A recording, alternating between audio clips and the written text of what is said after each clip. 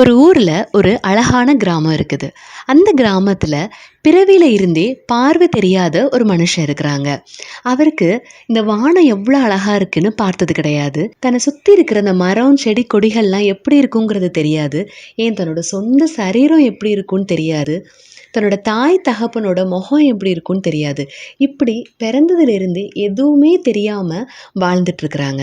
அவர் என்ன செய்வார்னா, டெய்லியும் ரோடு ஓரத்துல போய் உட்கார்ந்துட்டு மனுஷங்களோட நடக்கிற சத்தத்தை வச்சு அவங்க கிட்ட பிச்சை எடுப்பாங்க. அது மட்டும் இல்லாம அவங்க நினைச்சிட்டே இருப்பாங்களாம். என்ன அப்படின்னா, இவங்களே மாதிரியே நானும் ஒரு நாள் இந்த மாதிரி நடந்து போவேனா, எனக்கும் கண்ணு தெரியுமா, எனக்கும் எல்லாத்தையும் பார்க்கணுமே அப்படின்ட்டு ஆசைப்பட்டுட்டு ஒரு கனவு அவங்களுக்கு. நானும் இதெல்லாம் பார்த்தா எப்படி இருக்கும் அப்படின்ட்டு இப்படி நினைச்சு நினைச்சு நினைச்சு யார்கிட்டயும் ஆனதை பத்திலாம் சொல்றது கிடையாது. அவங்க மனசுக்குள்ளேயே நினைச்சிட்டு அப்படியே இருப்பாங்களாம். இப்படி இருக்கும்போது ஒரு நாள் இயேசுவும் அவங்களோட சீஷர்களும் அந்த வழியா போயிட்டு இருந்திருக்காங்க.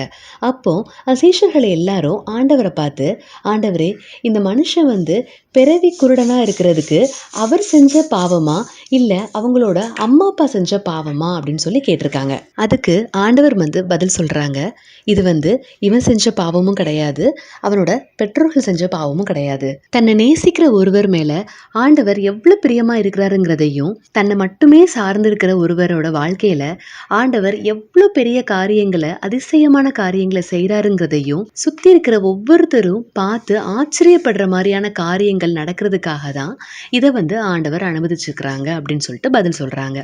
அதை சொல்லிட்டு என்ன செய்யறாங்க அப்படின்னா, ஆண்டவர் தன்னோட உமிழ் நீரை தரையில துப்பி அந்த மண்ணோட சகதி மாதிரி கலந்து அதை எடுத்து அந்த குருடனோட கண்கள்ல பூசுறாங்க. பூசிட்டு என்ன சொல்றாங்க அப்படின்னா, நீ போய் ஷீலோவாமுங்கிற குளத்துல உன்னோட கண்களை கழுவுன்னு சொல்றாங்க. இத ஆண்டவர் அந்த பார்வை இல்லாதவர்கிட்ட சொன்னதும் அவரு பதிலுக்கு ஒரு வார்த்தை கூட எதிர்த்து கேட்கல. ஏன், எதுக்காக நீங்க இப்படி செய்யறீங்கன்னு கேட்கல. அவருக்கு என்ன நடக்குதுன்னு கூட முழுசா புரியல. ஆனாலும் அவருக்கு ஒரே ஒரு நம்பிக்கை இருக்கு, இவர் ஏதோ ஒண்ணு செய்யறாரு, கண்டிப்பா நமக்கு ஏதாச்சும் ஒரு அதிசயம் நடக்கும் அப்படின்னு ஒரு முழு நம்பிக்கையோட பதில் கூட பேசாம அவர் சொன்ன வார்த்தைக்கு அப்படியே கீழ்ப்படிஞ்சு அவர் சொன்ன அந்த நதியில போய் தன்னோட கண்களை கழுவுறாங்க. அப்படி கழுவுனதும் இயற்கைக்கு அப்பாற்பட்ட ஒரு அதிசயமான காரியத்தை அவர் பார்க்குறாரு. அவரோட சொந்த முகத்தை அந்த தண்ணியில பார்க்குறாரு. அவருக்கு அப்படி ஒரு சந்தோஷம். உடனே ஒரு வானத்தை பார்க்குறாரு, சூரியனோட வெளிச்சத்தை பார்க்குறாரு, தன்னோட சுற்றி இருக்கிற மரம், செடி, கொடிகள் எல்லாத்தையும் பார்த்து அவருக்கு அவரோட சொந்த சரீரத்தை பார்த்து அவருக்கு அவ்வளோ ஒரு சந்தோஷம். அவர் பிறந்ததுலேருந்து இப்போதான் இது எல்லா காரியத்தையும் தடவை பார்க்குறாரு. அதனால அவ்வளோ ஹாப்பியாக ஆண்டவர்கிட்ட போய் ரொம்ப தேங்க் பண்ணுறாரு. இது நடந்ததுக்கு அப்புறம் இவரை இத்தனை வருஷமா பார்த்துட்டு இருந்திருப்பாங்கல்ல அந்த ஊர் மக்கள், அவங்களை சுற்றி இருக்கிறவங்க எல்லாருக்கும் பயங்கர ஆச்சரியம். உண்மையிலே இவர் தானா, இல்லை இவரோட சாயல்ல இருக்கிற வேற ஒருவரா அப்படின்னு சொல்லிட்டு அவங்களுக்குள்ள பேசிக்கிறாங்க. அப்போ இவர் என்ன சொல்றாரு அப்படின்னா, அது நான் தான், இவ்வளவு நாள் பார்வை இல்லாம இருந்தது நான் தான், எனக்கு இப்படி ஒரு அதிசயமான காரியத்தை செஞ்சு எனக்கு பார்வை கொடுத்தது என்னோட ஆண்டவர்னு ரொம்ப தைரியமா சொல்றாரு. ஆண்டவரோட செயல் எப்பவுமே இப்படிதான். ஒரு விஷயம் ஆண்டவர் செய்யறாங்க அப்படின்னா அது நம்மளை மட்டும் ஆச்சரியப்படுத்தாது, நம்மளை சுத்தி இருக்கிற ஒவ்வொருத்தரும் அதுல இருந்து மீண்டு வர முடியாத ஒரு ஆச்சரியத்தை அவங்களுக்கு கொடுக்கும்.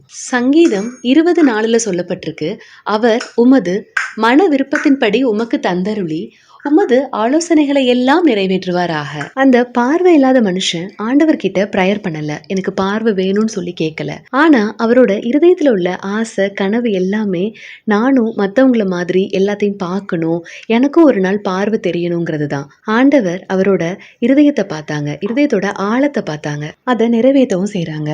இதுல இருந்து நமக்கு நல்லா தெரியுது, ஆண்டவர் நமக்கு என்ன வேணுங்கிறத கேட்கறதுக்கு முன்னாடியே நம்ம இருதயத்துல என்ன இருக்குங்கிறத தெரிஞ்சு அதுக்கு பதில் செய்கிற தேவனா இருக்கிறாங்க. ஓகே குட்டீஸ், எல்லாருக்கும் ஸ்டோரி பிடிச்சிருந்துச்சா?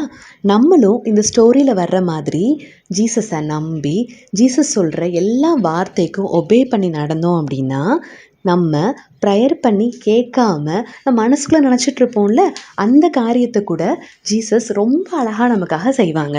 அப்படி செய்கிற போது நம்ம மட்டும் பார்த்து ஆச்சரியப்படுற மாதிரி இருக்காது, நம்மளோட ஃப்ரெண்ட்ஸ், நம்மளோட அம்மா அப்பா, நம்ம சொந்தக்காரங்க எல்லாரும் பார்த்து இது எப்படி நடந்துச்சு அப்படின்னு கேட்டு ஆச்சரியப்படுற மாதிரியான காரியத்தை ஜீசஸ் நம்ம வாழ்க்கையில் செய்வாங்க.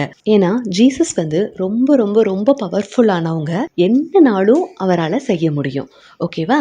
Bye. Praise the Lord.